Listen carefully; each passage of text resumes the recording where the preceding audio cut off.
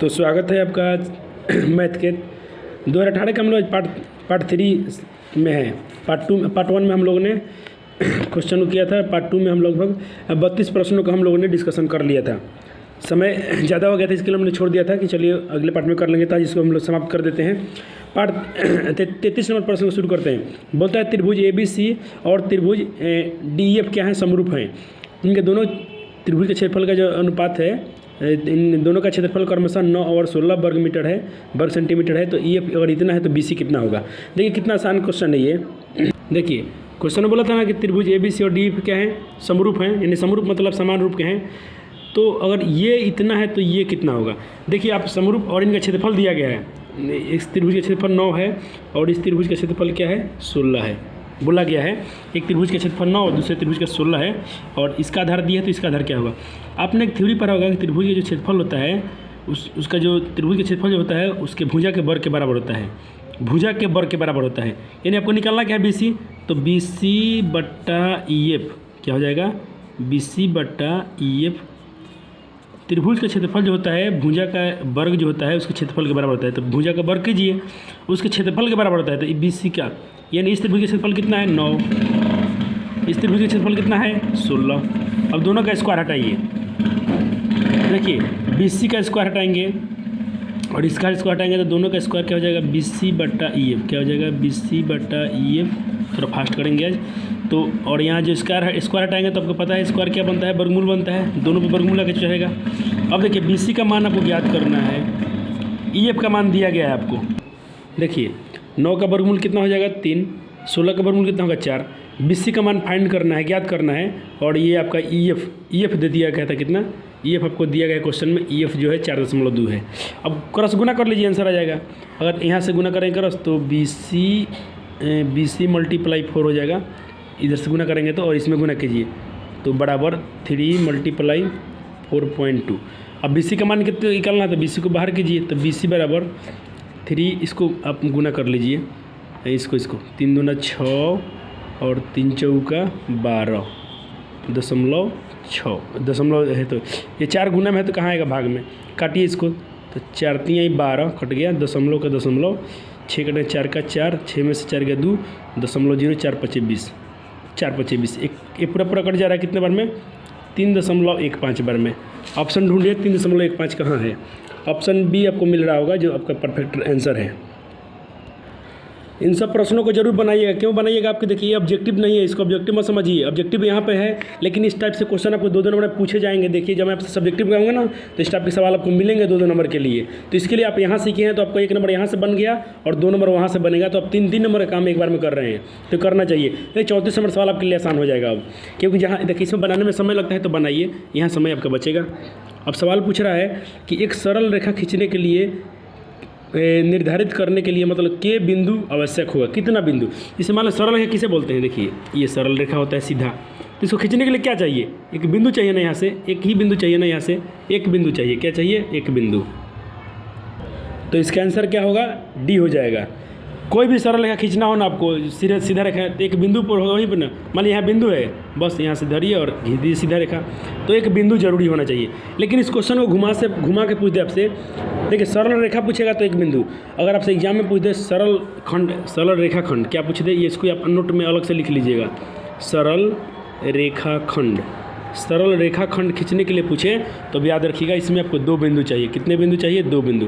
तब आप इसको सरल रेखा खंड खींच सकते हैं ऐसे। कितना बिंदु चाहिए, 2 बिंदु। सरल रेखाखंड के लिए 2 बिंदु और इस क्वेश्चन का आंसर हो जाएगा 1। देखिए अब अगला प्रश्न चलते हैं। तो आपका क्या होगा, 34 का D हो जाएगा, 1 होगा।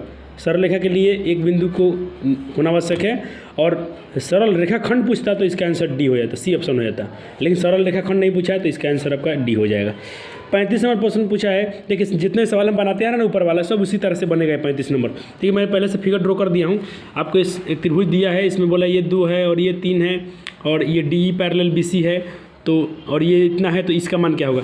आपने थ्योरी में पढ़ा होगा जब ये रेखा ये भुजा इसके समानांतर है तो इसके जो भुजाओं का अनुपात होगा आपस में बराबर होता है। यानी हम बोल सकते हैं इसको AD बट्टा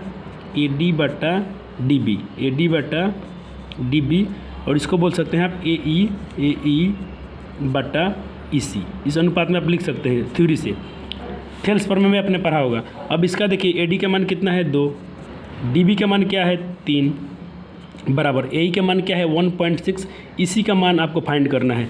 अब क्रॉस गुना कर दीजिए, आपका आंसर आ गया। EC में 2 से गुना करेंगे तो मान के चलिए 2 EC हो जाएगा। मैं समझाने के लिए आपको ऐसे कर रहा हूँ सिंपलीफाई, और इधर से गुना कीजिए तो मान के चलिए 3 इंटू 1.6 ऐसा हो गया। इसी को बाहर कीजिए, 10 सेकेंड लगता है बनाने में। इन सब सवालों को ज़रूर से हल कीजिएगा इनको। बट्टा में यहाँ 2 है, कहाँ आ जाएगा, यहाँ आ जाएगा। अब आप इसमें गुना कर लीजिए, 2 से भाग दे दीजिए, आपका आंसर हो जाएगा। चलिए इसको सिंपलीफाई कर ही देते हैं।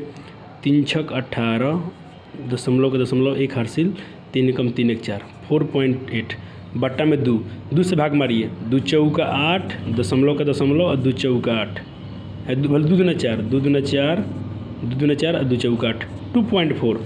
इसका आंसर क्या होगा 2.4। तो ऑप्शन बी इज़ राइट है इसका। चलिए अब अगला सवाल देखते हैं, पढ़ लीजिए सवाल आप पहले। बोल रहा कि थोड़ा सा क्वेश्चन में, हाँ आप क्लियर दिख रहा होगा। ठीक 4:24 AM पर घंटे की सुई द्वारा दोपहर के बाद कितने डिग्री घूम जा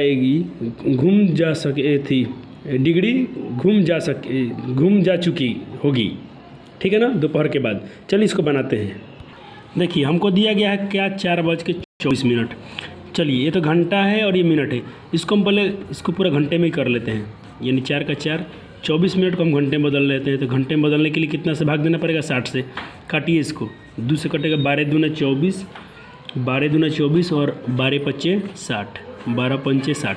तो आपके कट छट क्या बच रहा है 4 बजकर, और ये हमारा बच रहा है 2/5। इसको आप भिन्न बना लीजिए, 5 का 20 बट्टा के जोड़ बनाते हैं, यहाँ 1 मान के बना सकते हैं। 5 का 20 और 1 2 2 बट्टा 5 कितना हो जाएगा 22, 20 2 22/5 घंटा। कितना हो रहा है 22/5 घंटा। अब देखिए क्या पूछा है, घंटा की सुई दोपहर के बाद कितना घूमेगी। दोपहर के बाद पूछ रहा है ना। देखिए घंटा की सुई जो होती है, पहले आपको कॉन्सेप्ट याद होगा कि जो घंटे की सुई होती है 1 घंटे में, घंटा की सुई जो होती है 12 घंटे में कितना कोण बनाती है 360। कितना का घंटे की सुई 12 घंटा में एक राउंड मारती है ना पूरा घड़ी को। एक घड़ी को एक राउंड मारने के लिए उसको 12 घंटे लगते हैं, यानी और 1 घंटा मारेगी तो केंद्र पर कितना कोण बनेगा 360। तो अब आप बताइए 12 घंटा में 360 कोण बनाती है। तो आपसे कोई पूछे 1 घंटा में कितना कोण बनाएगी, तो आप क्या कीजिएगा 360 और यहाँ 12 लाइएगा, ऐसा बताइएगा 360/12 डिग्री कोण बनाएगी। अब आपका पूछा कितना है 22/5 घंटे में कितना, क्या पूछा है 22/5 घंटे में कितना डिग्री कोण बनाएगी। तब इसमें गुना कर दीजिए, क्या कीजिएगा 360/12 घंटे में कितना कोण बनाएगी। तो आप इससे गुना कर देंगे, किससे गुना कर देंगे 22/5 से गुना कर देंगे तो क्लियर हो जाएगा। इसको आप काटिए, तो काटेंगे आप तो ये कट जाएगा 12 36, 30 बार में। फिर काटेंगे तो कितना बार में कटेगा 5 6 30। तो आपका बच रहा है कितना 6 गुना 22, 6 गुना 22, तो 6 दूना 12 और 6 दूना 12 और 1 13, 132 डिग्री कोण बनाएगी, जो आपको ऑप्शन डी में दिख रहा होगा। देखिए कितने मुश्किल भी क्वेश्चन है, मैं आपको इतना सिंपल भाषा में डिस्कशन कराता हूँ कि आप इसको लंबे समय तक याद रखेंगे, और इसके बेस पर आपसे सवाल कोई पूछ लेना तो बना लेंगे। आपने क्या किया था घंटे को मिनट बदला था। चलिए अब वीडियो लंबा होता है, इसके लिए मैं थोड़ा आज जल्दी करना चाहूँगा कि आज इसको ख़त्म ही कर दिया जाए, कि कल इसके बाद हम लोग दोबारा इसमें चलेंगे। अब बहुत नज़दीक आ चुके हैं हम लोग, बहुत समय है आपके पास। देखिए आपके पूरा पास जनवरी समय है, मैं आपको जनवरी से अब आप क्या कीजिएगा सिर्फ मेरे वीडियो को देखते रहिए। क्या करना है आपको 2011 से लेके, थोड़ा आप हम पे भरोसा कर सकते हैं, 2011 से लेके 2021 तक के सारे, अब इतना ही सारे विषय में आप सिर्फ मैं मैथ का नहीं बोल रहा हूँ, 2011 से लेकर 2021 तक जितने प्रश्न पूछे गए हैं ऑब्जेक्टिव सब्जेक्टिव आप कमांड कर लीजिए, आपका 90% कोई लाने से रोकने वाला नहीं है, आप हमसे भरोसा कर सकते हैं। तो चलिए मैं आपका सब विषय की कोशिश करता हूँ जितना मुझसे हो सके मैं आपको करा ही दूँ। थोड़ा डाटा का प्रॉब्लम है इसके लिए, और थोड़ा समय का भी अभाव है हमारे पास, लेकिन समय तो मैं निकाल सकता हूँ, रात में भी कर लूँगा, सुबह उठ जाऊँगा, कैसे भी करके अपने टाइम निकाल दूँगा। मेन डाटा का प्रॉब्लम है कि बहुत ज़्यादा लगता है डाटा, और उतना अवेलेबल नहीं है अभी हमारे पास। अब देखिए अब बच के हमारा 37 नंबर सवाल, बोला कि किसी त्रिभुज के तीनों लंब को मिलाने वाले बिंदु क्या कहता है, तो लंब केंद्र कहता है। इसको आप याद कर लीजिएगा, लंब केंद्र कहता है, ठीक है ना। तो डी आंसर हो जाएगा। आप पूछेंगे कैसे, तो आप देख लीजिए, एक त्रिभुज है, इसका बोलता है कि कोई लंब है। अब इसको तीनों केंद्र से, एक यहाँ से और एक यहाँ से, ये जो मिलाने वाली है बिंदु, इसको क्या बोलेंगे? तो इसको लंब केंद्र बोलेंगे। क्या बोलेंगे? लंब केंद्र। सब थ्योरी वाला क्वेश्चन है, कॉन्सेप्ट खाली समझना है इसमें आपको। पूछ रहा है कि यदि दो वृत्त एक दूसरे को बाहर से छूते हैं तो वृत्त से एक साथ गुजरने वाली स्पर्श रेखा कितनी खींची जा सकती है।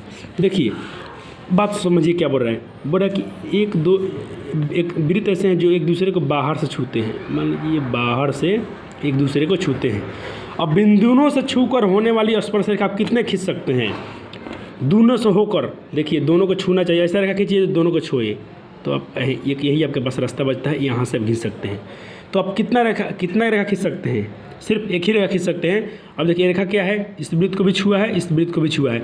अब कहीं से आप नहीं खींच सकते हैं, यहाँ से खींचेंगे तो दोनों को नहीं छुएगा, एक साथ में दोनों को नहीं छुएगा, लेकिन एक बार यहाँ छुएगा, एक बार यहाँ छुएगा, एक साथ दोनों को छूना चाहिए। तो ऐसा रेखा खींचेंगे तो देखिए इसी एक ही समय में दोनों को स्पर्श करता है। यही प्रश्न पूछा है कि यदि दो वृत्त एक दूसरे को बाहर से छूते हैं तो दोनों वृत्त से एक साथ गुजरने वाली स्पर्श रेखा की संख्या कितनी हो सकती है? तो एक और केवल एक हो सकती है। सब थ्योरी वाला क्वेश्चन है, इन समय आपका समय बचेगा। इसको भी आप समझ लीजिएगा। समलंब चतुर्भुज होगा, अगर PQR पूर्णतः से घिरा है तो एक डैश नहीं है, तो एक समलंब चतुर्भुज नहीं है। ठीक है, इसका आंसर याद कर लेंगे आप। 40 नंबर देखते हैं। पूछा है कि दिए गए चित्र में PQR एक चक्रीय चतुर्भुज है तो O केंद्र से वृत्त से पूर्णतः घिरा है, तो RPS कितना होगा? देखिए RPS एंगल कहाँ बनता है? RPS एंगल यहाँ बनेगा, तो ये कितना होगा? अंतः एकांतर कोण के बराबर होगा। तो यहाँ 30 है तो यहाँ भी 30 बनना चाहिए, तो ऑप्शन ए आंसर हो जाएगा। ये सब थ्योरी वाले क्वेश्चन है, कंसेप्ट याद है तब इसको आंसर कर लेंगे। बाय द वे अगर आपके दिमाग में नहीं तो इन सब क्वेश्चन का स्किप कीजिएगा, क्योंकि आपको 60 क्वेश्चन रहेंगे तो आपको 85 बनाने हैं, 10 क्वेश्चन छोड़ना है। आपको 100 क्वेश्चन होंगे तो आपको 50 क्वेश्चन छोड़ना है, 85 बनाना है। इस पैटर्न को आपको मालूम होगा। अब मैं आपको बात बता दूं, आपको देखिए आपके लिए कितना मेहनत हो रहा है, और फिर आपके लिए डाटा भी इतना कहीं से इकट्ठा करके मैं अपलोड कर रहा हूँ वीडियो, लेकिन कोई वीडियो वॉच नहीं करता है। देखिए अभी कितना व्यू कम आ रहा है। पहले आप लोग अच्छा आपको लोगों का प्यार मिल रहा था, पहले आप लोग 80, 90, 100 लाइक व्यू तक जाते थे, देखते थे। अभी बिल्कुल व्यू गिर गया है। पता नहीं, मेहनत मैं उतना ही कर रहा हूँ पहले जितना ही, पहले से और बिल्कुल उसको और निखार रहा हूँ, उसमें और कुछ सुधार कर रहा हूँ, फिर भी आप लोग का जो व्यू हम लोग का आना चाहिए उतना नहीं आ रहा है। इसका मतलब आप लोग देखना नहीं चाहते हैं या देख नहीं रहे हैं, पता नहीं आपको पसंद भी शायद आपको पसंद नहीं आ रहा है, जबकि मैं अपने तरफ से पूरा कोशिश कर रहा हूँ कि आपको ये वीडियो पूरा समझ में आ जाए क्वेश्चन। अगर बाय द कहीं आपको डाउट लगता है तो उसमें आप कमेंट कर सकते हैं, कमेंट कीजिएगा। अगर मैं ज़्यादा प्रॉब्लम हो तो मैं आपका पर्सनल नंबर दूंगा, आप वहाँ से व्हाट्सएप कर सकते हैं। चलिए तो अब अगला क्वेश्चन करते हैं। मैं आपको एक सलाह दे दूं कि आप इस जो क्वेश्चन बैंक आप यूज करते हैं तो आप टारगेटेड क्वेश्चन बैंक यूज कर सकते हैं। इसमें मैंने देखा इसका जो आंसर दी गई है प्रॉपर 99% सही है, बहुत कम ही ऐसा कहीं है जो आपको गलत मिलेगा। जबकि मैंने आलोक प्रकाशन का देखा था और भारतीय भवन वाले में, उसमें बहुत सारी गलतियाँ मिलती है। सबसे ज़्यादा गलती तो आलोक प्रकाशन वाला मिलता है। मतलब कोई बच्चा इससे आंसर याद कर लेता है, इसका आंसर याद करता है, तो उसने तो बेचारा पूरा मेहनत किया, याद किया, लेकिन अगर गलत ही आंसर याद किया तो बच्चे की तो गलती नहीं है ना, तो उसमें पब्लिकेशन का गलती है। तो आप टारगेट का पब्लिकेशन यूज कर सकते हैं, ये अच्छी है। प्राइस भी इसका मतलब इनफ है, मतलब ज़्यादा इसका प्राइस भी नहीं है, आपको 100, 110 तक आपके मार्केट में मिल जाएगा, आप इसको यूज कर सकते हैं। संस्कृत में, हिंदी में, साइंस में, सबका खाली क्वेश्चन बैंक पढ़िए, इसी को रिवीजन कीजिए, आपके लिए बहुत कारगर साबित होगा। चलिए अगला प्रश्न करते हैं। देखिए अब 41 नंबर प्रश्न है। 80 सेंटीमीटर त्रिज्या, देखिए त्रिज्या बोला 80 सेंटीमीटर, तो अब आर कितना लिख सकते हैं? 80 लिख सकते हैं ना। और बोलता है त्रिज्या के आधार वृत्त एवं 20 सेंटीमीटर ऊंचाई, एच यानी ऊंचाई को आप एच बोलते हैं, 20 सेंटीमीटर, ठीक है ना। अब बोला कि बेलन के कुल पृष्ठ क्षेत्रफल तथा पृष्ठ क्षेत्रफल का अनुपात कितना होगा। चलिए देखिए, आपसे ये दिया है ऊंचाई 80 और ऊंचाई 20 दिया है और त्रिज्या 80, तो बोल रहा है कि आप बताइए कि बेलन का कुल वक्र पृष्ठफल, तो कुल पृष्ठफल कितना होता है? संपूर्ण, जिसको कुल को संपूर्ण बोलते हैं, 2πr into H plus are होता है ना, या आर प्लस एच, ऐसा लिख सकते हैं, एच प्लस आर लिखिए, बट्टा अनुपात मतलब भाग होता है किसका? उसके वक्र पृष्ठफल से। तो बेलन का वक्र पृष्ठफल क्या होता है? 2πrh। इनका अनुपात निकालिए क्या होता है। देखिए तब क्या करेंगे, 2πr से 2πr काट लेंगे। अब जो बच गया क्या आपके पास? r प्लस एच बट्टा एच। बहुत आसान प्रश्न है सब, इसको जरूर बनाइएगा। r का वैल्यू पुट कीजिए, r का वैल्यू कितना है? 80। h का वैल्यू देखिए कितना है? 20 बट्टा h का वैल्यू क्या है? 20। 80 20 कितना होता है 100 बट्टा में क्या है 20, कैंसिल कीजिए 20 का 20 और 20 50 100 है, क्या बच रहा है 5/1। आप इसको अनुपात में क्या लिख सकते हैं 5, ये बट्टा हटाएंगे तो अनुपात का चिन्ह आएगा और 1, 5:1। तो ऑप्शन डी इज राइट हो जाएगा। चलिए 42 नंबर सवाल पूछ रहा है, बेलन तथा शंकु के आधार के वृत्त की त्रिज्या जो है 3:4 है तथा ऊंचाई का जो अनुपात है 2:3 है, तो इसके आयतन का अनुपात क्या होगा। ये भी सेम क्वेश्चन इसी तरह बना दीजिए। देखिए इसमें दो चीज़ बोल रहा है, एक तो बेलन है एक शंकु है। तो देखिए बेलन और शंकु के आधार की त्रिज्या कितना है, तो ये जो पहला दिया है बेलन का है, किसका है बेलन का, क्योंकि फिर क्या है शंकु का त्रिज्या क्या है 4 है। देखिए क्या है, एक चीज़ तो आपके पास बेलन है, मैं पहले लिख देता हूँ फिर क्योंकि वीडियो जो लंबा हो जाएगा इससे पहले लिख के आपको बताता हूँ। देखिए ऐसा दिया गया है, बोला कि बेलन की त्रिज्या 3 है, मैं यहाँ से बता रहा हूँ बेलन की त्रिज्या कितनी है, बेलन की त्रिज्या 3 और पहले बेलन है बाद में शंकु है, तो जो ये त्रिज्या का अनुपात है ना ये पहला हो जाएगा बेलन वाला, बाद में शंकु लिखा है तो बाद वाला शंकु का होगा। तो मैंने लिख दिया बेलन की त्रिज्या 3 और शंकु की त्रिज्या 4। ऊंचाई भी बिल्कुल ऐसा है, पहले बेलन का आयतन हो जाएगा ऊंचाई 2, बेलन का ऊंचाई 2 और बाद वाला ऊंचाई जो है वो शंकु का ऊंचाई हो गया। अब इनके आयतन का अनुपात क्या होगा, तो आपको पता है बेलन का आयतन क्या होता है πr²। शंकु का आयतन क्या होता है 1/3 πr²। देखिए पाई से पाई आप काट सकते हैं ना, मान पुट कीजिए r²। ये किसका है बेलन का है, किसका है बेलन का, तो बेलन का r कितना है 3, तो 3 का स्क्वायर क्या हो जाएगा 9, h कितना है 2, 1/3 है तो आप 1/3 लिख लीजिए। तो 3 यहाँ बट्टा में तो कहाँ चल जाएगा ऊपर चला जाएगा, वो बच गया 1, तो 1 रहने दीजिए, 1 से कोई फर्क भी नहीं पड़ता है। और r², इसका r कितना है बेलन का स्क्वायर r, तो 4 का स्क्वायर कितना हो जाएगा 16, h इसका h कितना है 3। काटिए इसको, 3 से 3 काट लेंगे, 2 8 16 कट जाएगा। अब 9 से 8 नहीं कटेगा, क्या बच गया 9/8। तो इसको आप अनुपात में क्या लिखेंगे 9, इसको घटाएंगे तो बन जाएगा अनुपात और बट्टा ये 8 है यहाँ आ जाएगा 9:8। क्या हो जाएगा 9:8। ये सब आसान प्रश्न है, इसको तो बिल्कुल कीजिएगा, डरिएगा मत इससे। ये भी 43 नंबर भी सवाल आसान है। बोले घन का आयतन इतना है तो इसका पार्श्व क्षेत्रफल कितना होगा, बहुत ईजी क्वेश्चन है ये। बोले घन का आयतन इतना है तो इसका पार्श्व क्षेत्रफल कितना होगा। तो दिया गया घन का आयतन, तो घन का आयतन कितना होता है AQ। घन का आयतन क्या लिखते हैं AQ यानी भुजा Q। दिया कितना है 2744। तो पहले बोलता है इसका पृष्ठीय क्षेत्रफल क्या होता है, पृष्ठीय क्षेत्रफल का फार्मूला क्या होता है 6L² बोलिए 6A² बोलिए। अब देखिए हमको A चाहिए, तो यहाँ से A निकालेंगे ना, तो इसको 3 यहाँ Q हटाएंगे तो Q क्या बनेगा घनमूल, किसका घनमूल 2744। अब बताइए 2744 का घनमूल कितना होता है, यहाँ ये 3 है जो यहाँ करनी में आ जाएगा। 2744 का घनमूल कितना होता है 14 होता है, कितना होता है 14। इसको आप याद रखेंगे। और कैसे निकलता है घनमूल में थोड़ा देर बताता हूँ, पहले इसको बना ले लीजिए। 6 का 6 हो गया, A का मान रखिए 14, तो 14 का स्क्वायर, तो 6 का 6 14 का, ये थोड़ा सा क्लीन लिखा जाए इसको, 6 14 का स्क्वायर, 14 का स्क्वायर कितना होता है 196।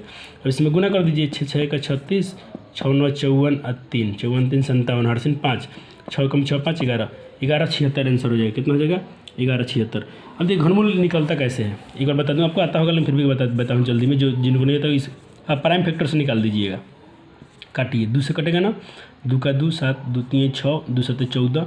अब भाग दीजिएगा, भाग विधि से बना लीजिएगा, 2 6 12 17, तो 2 8 16 और 2 6 12, फिर 2 से कटेगा, 2 3 6, 2 4 8 और 2 3 6। अब 2 से नहीं कटेगा, 3 से 43 हुआ ना, ये 7 से कटता है, 49 बार में कटेगा, फिर 7 से कटाइएगा, 7 बार में कटेगा। अब 3 3 पर जोड़ा लगाइए, 3 2 है तो 1 2 लेंगे, 3 7 है ना तो 1 7 लेंगे। अब मल्टीप्लाई कीजिए, 7 2 14, तो इसका घनमूल कितना आता है 14। ठीक है, और 14 का स्क्वायर 196, 196 में 6 से गुना की तो इतना आ गया। चलिए अगला प्रश्न देखते हैं। चलिए तो हमने क्या क्या देख लिया, हमने देख लिया कि 42 का आंसर क्या आया था हमारा 9:8 आया था, इसका अनुपात क्या आया 1176 आ गया। अब इसको देखते हैं, बोलता है कि 8 सेंटीमीटर त्रिज्या वाले शीशे को गोले से 1 सेंटीमीटर वाला कितने गोले बना सकता है। देखिए 8 सेंटीमीटर त्रिज्या वाले, तो पहले हम क्या करेंगे ना, बोल रहा है कि आपको 8 सेंटीमीटर त्रिज्या वाले गोले का आयतन में 1 सेंटीमीटर वाला कितना बना सकते हैं। 2 त्रिज्या दिया है, एक तो बोला है 8 सेंटीमीटर त्रिज्या वाला और एक त्रिज्या बोलता है 1 सेंटीमीटर वाला, कितना बन सकता है। तो अब क्या कीजिएगा, 8 वाला करके आयतन इससे भाग दे दीजिए, तो गोला का आयतन क्या होता है 4/3 πr²। चलिए एक को बड़ा आर मान लेते हैं, इसको हम बड़ा आर मान लेते हैं, छोटा गोला का आयतन मान लेते हैं, छोटा गोला की त्रिज्या हम छोटा आर मान लेते हैं। अब काटिए, 4/3 से कट गया, क्या बचा बड़ा आर का क्यू, तो बड़ा आर का मान कितना है 8 है, तो 8 का क्यू बट्टा छोटा ए कितना है 1, तो 1 का क्यूब। 8 का क्यूब कितना होता है 8 × 64, 64 में 8 से गुना कीजिए, 64 में 8 से गुना, तो 8 चौका 32 और 8 छक्का 48, 3 51, 512, 512 बटा 1, तो 1 से भाग दीजिए कितना गोला बनेगा 512 बन जाएगा। तो इसका आंसर क्या हो जाएगा, ऑप्शन बी हो जाएगा, 44 का बी हो जाएगा। क्या करना है आपको, बड़े गोले का आयतन में छोटे गोले के जो त्रिज्या वाला गोला इसे भाग दे दीजिएगा, ये कट जाएगा। इसका 8 का क्यूब कितना होता है 512, 1 से भाग दीजिए तो 512 कट जाएगा, 512 बार में ही। तो 500 गोला 500 छोटे छोटे गोलियाँ बना सकते हैं बड़े त्रिज्या वाले में से। अगला सवाल है, ये भी आसान है, क्षेत्रमिति वाले सब प्रश्न को आप डील कर लीजिएगा। छोड़ना होगा तो आप ऊंचाई दूरी वाले सवाल छोड़ सकते हैं, जो त्रिकोणमिति वाले होते हैं थोड़ा डिफिकल्ट होते हैं उसको छोड़ सकते हैं, बाकी ये सब प्रश्न को आप बना लीजिएगा। बोला कि एक खोखले गोले का आंतरिक तथा बाह्य व्यास 4 और 8 है। चलिए इसको बनाते हैं, एक बार सवाल देख लेंगे फिर से। बोला एक खोखले गोले का आंतरिक त्रिज्या, आंतरिक तथा बाह्य व्यास, यानी आंतरिक व्यास दिया है 4, आंतरिक व्यास क्या दिया है 4, और बाह्य व्यास क्या दिया है, बड़ा व्यास क्या दिया है 8, कितना दिया है 8। तो चलिए हम आंतरिक व्यास को छोटा डी मानते हैं और बाह्य व्यास को बड़ा डी मान लेते हैं। तो इसका जो व्यास इतना है तो त्रिज्या इसका कितना हो जाएगा, छोटा R 2 हो जाएगा, और इसकी त्रिज्या को हम बड़ा R मानते हैं, इसका त्रिज्या क्या हो जाएगा, व्यास की त्रिज्या हमेशा आधी होती है। अब बोल रहा है कि इसमें शंकु के आयतन क्या बोला है, इसमें अर्धवृत्त का एक शंकु बनाया गया है, शंकु की ऊंचाई ज्ञात कीजिए। देखिए एक बोला कि इसके ऊपर एक अर्धवृत्ताकार शंकु बनाया गया है, तो इसकी ऊंचाई ज्ञात कीजिए। तो देखिए जो शंकु का आयतन होगा ना, क्या होगा, जो शंकु का आयतन जो होगा वो खोखले गोले के आयतन के बराबर होगा। तो शंकु का आयतन क्या होता है 1/3 πr²h, खोखले गोले का आयतन के, सिर्फ गोला का आयतन क्या होता है 4/3 πr³, क्या होता है r³। लेकिन यह क्या है, खोखला है ना, तो उसके लिए आप फार्मूला ये वाला लगाइएगा, आपका ये बन जाएगा। देखिए आप पाई से पाई को काट सकते हैं, 3 से 3 को काट सकते हैं, अब बच गया r²। r कितना है, और सॉरी यहाँ r बराबर ही लीजिए दोनों के लिए, क्योंकि उसी के ऊपर बनाना है, तो r²। अब r कितना है 4, तो 4 का स्क्वायर। ऊंचाई निकालना है तो ऊंचाई को यहाँ रहने दीजिए, और यहाँ क्या बच गया 4r³, बड़ा r कितना है 4 का क्यूब, छोटा r कितना है 2, तो 2 का क्यूब। तब देखिए 4 का स्क्वायर कितना होता है 16, कितना होता है, इसको ऐसे ही रहने दीजिए, 4 के स्क्वायर को आप ऐसे लिख दीजिए, 4 × 4, क्योंकि कटाने में आसान मिलेगा आगे चल के, इसके लिए सही रहने दीजिए। यहाँ 4 का 4, 4 का क्यूब कितना होता है 64, और 2 का क्यूब कितना होता है 8। अब माइनस कीजिए, आप जब इसको माइनस करेंगे तो बचेगा आपका 4 × 64 में से 8 जाएगा तो 56, 14 में से 8 गया 56 बचेगा। अब देखिए एच को मान निकालना है तो एच को बाहर कीजिए, तो दोनों 4 कहाँ जाएंगे, बट्टे में आ जाएंगे। 1 4 से 4 काटिए, इस 56 से 4 को काटिए, 14 चौका 56, तो ऊंचाई क्या हो जाएगा 14 सेंटीमीटर या मीटर, जो भी आपका मात्रक दिया हो, लेकिन 14 आएगा आपका, 14। ऑप्शन सी राइट है इसका। प्रथम 10 अगला सवाल है। चलिए आज हम लोगों ने इसको ख़त्म कर ही लिया लगभग। अब पूछ रहा है कि प्रथम 10 समप्रकृत संख्याओं का माध्य कितना होगा। सिर्फ ऐसा बोलता है ना, प्रथम 10 प्रकृत संख्या होगा तो 1 2 3 4 5 10 तक लेते हैं, लेकिन सिर्फ सम बोला है 1 2 3 4 5 6 7 8 9 10, ऐसा नहीं 2 4 6 8, ऐसा सम वाला लिखना है और 10 होना चाहिए। चलो इसको लिख के बनाते हैं, माध्य आसान है। देखिए यही ना प्रथम सम 10 संख्या हो गया, प्रथम सम संख्या 2 होता है, उसके बाद 4 होता है, ये 10 होना चाहिए, तो 2 से के 20 तक गिरे 10 हो गया, 1 2 3 4 5 6 7 8 9 10। इसका माध्य निकालना है तो सबको जोड़िए और 2 से भाग दे, सबका जोड़ बट माध्य का सूत्र क्या होता है, कुल प्रेक्षण का योग बटा कुल प्रेक्षण की संख्या। तो संख्या कितनी है 10 है, सबको जोड़िए। अच्छा देखिए क्या जोड़ना क्या है आपको, 2 का टेबल है ना, देखिए 1 का टेबल में कितना होता है 55 होता है। देखिए आपको पहाड़ा किसी का जोड़ना पड़ेगा, ट्रिक याद रखिए, 1 का पहाड़ा जोड़ेंगे तो 55 आता है, तो 2 का पहाड़ा जोड़ना है ना तो 2 से गुना कर दीजिए, 3 का पहाड़ा जोड़ना है ना तो 3 से 55 से गुना कीजिए। आपको कोई बोले 4 का पहाड़ा जोड़ो, 4 का 4 4 दूना 8 ऐसा लिख दे, बोले जोड़ो तो 55 से गुना कर दीजिएगा। तो 2 का टेबल है ना, ये 2 से लेकर 20 तक 2 का पहाड़ा है, 2 का पहाड़ा का जोड़ना है तो आप 2 × 55 लिख दीजिए, क्या लिखिए 2 × 55, क्योंकि इसको जोड़ के देखिएगा 110 ही आएगा। आप सबको जोड़िए, एग्जाम में आपका टाइम लग जाएगा। आप ऑब्जेक्टिव बनाते हैं तो थोड़ा आपके पास स्किल होना चाहिए स्मार्ट वाला, तो ये आप टेक्निक याद रखिएगा। जब 2 का पहाड़ा जोड़ना है तो हम 2 × 55 लिखेंगे, बाकी लोग जोड़ने दीजिए, 20 38 20 18 38 16 फिर 14 फिर उसमें 12 फिर जोड़ेंगे, उनका 110 ही आएगा। आपने एक टेक्निक से अपना आपका सवाल धड़ से बन जाएगा। बट्टा में 10, अब देखिए x को गुना करेंगे तो कितना हो जाएगा 110/10। अब 0 0 कट गया, क्या बचा 11। कितना बच गया 11। तो इसका आंसर आपका क्या हो जाएगा 11 हो जाएगा, 11। तो ऑप्शन सी राइट हो जाएगा। तारेन बोला कि तारेन आले खींचने के लिए अंतरालों का वर्ग होना चाहिए। तो इसको आप याद रखेंगे, तारेन आले खींचने के लिए वर्ग उसका अंतराल जो होना चाहिए क्या होना चाहिए, अपवर्जी होना चाहिए। क्या होना चाहिए, अपवर्जी। इसको भी आप सूत्र याद रखेंगे, सूत्र सही है तो इसका भी आंसर भी हो जाएगा। लेकिन मैं आपको जस्ट से बताता हूँ। इसको देखिए, बहुलक का सूत्र क्या होता है, देखिए आपने एक सूत्र पढ़ा होगा 3 गुना माध्यिका। 3 गुना माध्यिका, मैं क्वेश्चन किसका सॉल्व करा रहा हूँ 48 का। 3 गुना माध्यिका जो होता है बहुलक प्लस 2 गुना माध्यिका के बराबर होता है। इसको आप याद रखिए, बहुत अच्छा प्रश्न है। यहाँ से आपको 2 नंबर वाले क्वेश्चन बन जाएंगे। देखिए यहाँ से 2 नंबर वाले क्वेश्चन पूछे जाते हैं, ऑब्जेक्टिव पूछे जाते हैं। तो फार्मूला याद रखिए, 3 गुना माध्यिका बराबर बहुलक प्लस 2 गुना माध्य, ठीक है ना। चलिए, तो 3 का 3, माध्यिका किसका बोला है, माध्यिका का मान दिया है, माध्यिका बोला है x, माध्यिका बराबर y है, माध्यिका y है बराबर बहुलक को क्या बोला है, बहुलक को बोला है z, और प्लस 2 का 2 और माध्य को बोला है x। तो यही सूत्र, यही आना चाहिए। क्या आना चाहिए हमारा समीकरण, 2x + 2x ऐसा आना चाहिए।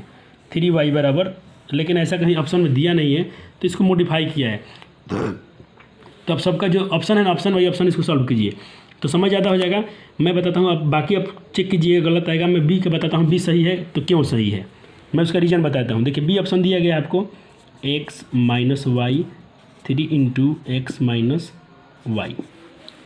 चलिए ये इसको आप सॉल्व करेंगे तो ऐसा बिल्कुल आ जाएगा। जो ऐसा आएगा वही कथन सही है। तो देखिए x का x हो जाएगा, माइनस का y, गुना कीजिए 3 में x से 3x, 3 में y से 3y। देखिए -3y को इधर लाइए तो क्या हो जाएगा, ये प्लस का 3y क्या हो जाएगा, प्लस का 3y, ठीक है ना। अब देखिए 3x यहाँ पहले से है, 3x यहाँ पहले से है, प्लस का x है ना, इधर लाइए तो माइनस का x हो जाएगा। क्या हो जाएगा, माइनस का x। यहाँ प्लस का y है ना, इधर लाइए तो क्या हो जाएगा, प्लस का y। क्या हो जाएगा, प्लस का y। ऑप्शन बी दिया है, ऑप्शन बी क्यों सही है, ऑप्शन बी में दिया है x - z बराबर इतना, तो हमने x - z लिख दिया। 3 में x से 3x, 3 में y से 3y, 3y इधर है तो प्लस का 3y हो गया, 3x यहाँ बचा। अब देखिए ये तो अब क्या माइनस प्लस का x है तो यहाँ का -x हो जाएगा, माइनस का z है प्लस z हो जाएगा। अब देखिए क्या हो रहा है, 3y बराबर 3x में से x जाएगा तो क्या होगा 2x, और क्या बच गया z।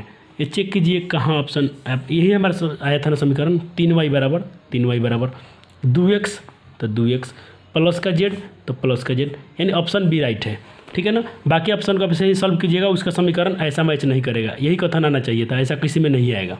अगला प्रश्न देखते हैं। चलिए 49 देखते हैं। बोला कि एक साथ 2 सिक्कों को उछालने पर कम से कम हेड आने चाहिए। देखिए कितना सिक्का उछालना है, 2 सिक्का उछालना है। कितना उछालना है, 2 सिक्का। मैं बताया ना ट्रिक आपको, 2 सिक्का उछालना है तो 2 के पावर लगाइएगा, कि उस सिक्का में 2 चीज़ होता है, हेड और टेल, 2 पहलू होते हैं। तो 2 के पावर, 2 सिक्का है तो 2 लगाइए, तो कितना हो जाएगा 4। कितना 4, ये किसका मान हो जाएगा, NS का मान हो जाएगा। क्या हो जाएगा, NS का वैल्यू क्या होगा 4। अब NE कैसा निकालना है आपको, बोलता है कम से कम हेड, कम से कम एक हेड होना चाहिए। अब देखिए सिक्का जो उछालेंगे आप 2 सिक्का, तो 2 सिक्का में आपको तो या तो हेड आ सकता है दोनों पे, या आपका ऐसे भी हो सकता है दोनों पे टेल आ सकता है, या हो सकता है कि एक पर टेल आ जाए एक पर हेड आ जाए, या ऐसा हो सकता है कि एक पर हेड आ जाए एक पर टेल आ जाए। यही घटना घटेगा ना। तो देखिए कम से कम आपको एक हेड आना चाहिए, तो एक हेड यहाँ भी है, एक हेड यहाँ भी है, और एक हेड यहाँ भी है, 3 बार आता है। देखिए कम से कम एक हेड यहाँ भी है, एक यहाँ भी है, और एक यहाँ, 3 बार ऐसा घटना घट सकता है। तो NE का मान कितना हो जाएगा 3। तो प्रायिकता क्या होता है, NE/NS, यानी 3 बार आ सकता है, और कुल कितना घटना घटेगा 4। तो 3/4 इसका आंसर हो जाएगा, जो आपको ऑप्शन डी में 3/4 ऑप्शन डी में दिख रहा होगा 49 का। अब 50 नंबर देखते हैं। एक थैले में बोलता है एक थैले में 50 नंबर क्वेश्चन देखिएगा। एक थैले में 6 काले, तो ब्लैक का मैं लिख दिया 6, वाइट बॉल कितना है 8, तो कुल बॉल कितने हो जाएंगे, कुल बोलते हैं NS को, NS कितना हो जाएगा 14। कितना हो जाएगा 14। अब प्रश्न पूछा है तो उसको NE बोलते हैं। NE देखिए क्या पूछ रहा है आपसे, यानी प्रश्न पूछा है कि उसमें से कहता कि अगर अचानक आकस्मिक का मतलब अचानक रूप से, यानी आप ऐसे ही गए उसमें से हाथ डाल के निकाले तो गेंद उजला होना की प्रायिकता निकालिए। तो उजला बॉल कितना हो सकता है, उसमें 8 बार हो सकता है। कितना बार हो सकता है, 8 बार। तो इसका प्रायिकता क्या हो जाएगा, प्रायिकता का फार्मूला पढ़ा हुआ आपने, प्रोबेबिलिटी ऑफ इवेंट बराबर NE/NS, इसी फार्मूला को अपने पढ़ा होगा। यहाँ से 2 नंबर भी क्वेश्चन बन जाएगा, इसलिए मैं डीपली बताता हूँ कि 2 नंबर क्वेश्चन भी बना लेंगे आप। आपका बहुत अच्छा नंबर आने वाला है। NE का मान कितना है? NE 8 ही उजला गेंद उसमें हो सकते हैं। और NS टोटल कितने हो सकते हैं? टोटल स्पेस कितना हो सकता है? 14। इसको काटिए, आप किससे काट सकते हैं? 2 से काटिए, 2 चौका 8 और 2 सत्ते 14, 4/7। या ये कैसा हो गया? 2 चौका 8 और 2 सत्ते 14, 4/7। 4/7 ऑप्शन बी में है। तो चलिए, इस तरह हमारा सेशन पूरा समाप्त होता है। देखिए 3 पार्ट में हम लोग करना पड़ा, लेकिन मैंने आपके लिए किया। अब देखिए इसके बाद और लोड पड़ने वाला है। अब 19-20 में तो भी 50 क्वेश्चन आएंगे। 2021 में कितना 100 क्वेश्चन करना पड़ेगा। फिर भी आपके लिए करूँगा 2 पार्ट 3 पार्ट जितना बनाना पड़े बनाऊँगा, क्योंकि वीडियो में ज़्यादा लंबा नहीं बना सकता हूँ। लेकिन कोई बात नहीं, ऐसा मत समझिए कि मैं नहीं दूंगा, आपको दूंगा, प्रॉमिस किया हूँ तो दूंगा। आप सेशन को खूब लाइक कीजिए, इतना देखिए कि इसमें वॉच टाइम आए, व्यू आए। आप शेयर कीजिए ज़्यादा से। जो भी पढ़ने वाले आपके कोई जान पहचान का है, उससे जलना वलना नहीं है कि आपसे ज़्यादा वो नंबर ला सकता है। आप उसके लिए दे दीजिएगा, वो भी उसके लिए कुछ फ़ायदा हो जाएगा, तो आपके लिए आप एक अच्छा कर्म करेंगे। तो चलिए, थैंक यू, मिलते हैं अगले वीडियो में। तब तक के लिए धन्यवाद। आप जम के पढ़िए, जम का मेहनत कीजिए, अपने माता पिता का, अपने गाँव और अपने स्कूल का नाम रोशन कीजिए। थैंक यू, धन्यवाद।